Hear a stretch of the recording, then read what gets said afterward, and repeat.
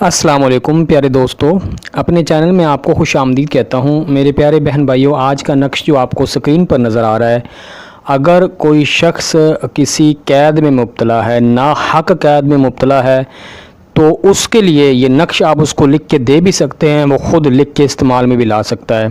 پہلی دفعہ جو چینل پہ آئے ہیں، چینل کو سبسکرائب کر کے ساتھ گھنٹی کے نشان کو دبا کے آل نوٹیفیکیشن پہ سیٹ کر لیں، نیچے پیارا سا کمنٹ کر کے ایک ویڈیو کو لائک کر دیں۔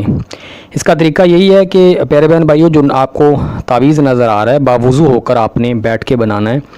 اس میں شرط یہی ہے کہ آپ نے تعویذ کو بنانے سے لے کر آخر تک درود پاک کا ورد کرنا ہے۔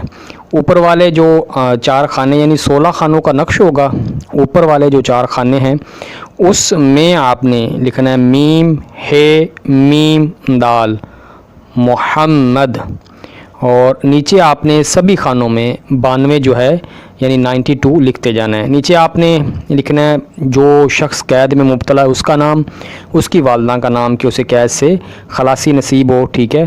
اس طرح آپ نے یہ نقش کو مکمل کرنا ہے۔ اگر کوئی شخص افورڈ کر سکے تو زعفران سے لکھے لازمی سے، نہ کر سکے تو پاک سیاہ روشنائی سے اس کو لکھیں۔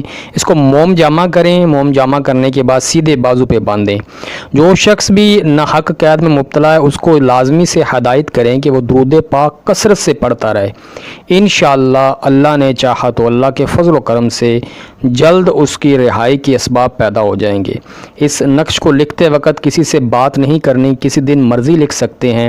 پاکیزگی اور طہارت کا خیال رکھیں، اور اس نقش کو ہرگز آپ میں سے یا جس کو آپ دیں اس کو بھی تاکید کریں کہ واش روم میں لے کے نہیں جانا۔ اگر عطر مہیا ہو آپ کے پاس تو خالص جو عطر ہے جو اسلامی بک سینٹ سے ملتا ہے اس کو لگا سکتے ہیں۔ یہ تھا اس کا طریقہ۔ کسی بات کی سمجھ نہ ہو تو نیچے کمنٹ کریں، میں آپ کو انشاءاللہ رپلائی کروں گا۔ دعاؤں میں یاد رکھیے گا، ویڈیو کو لازمی سے شیئر کیجیے گا۔ اسی کے ساتھ اپنے پیارے بہن بھائیوں سے اجازت چاہوں گا۔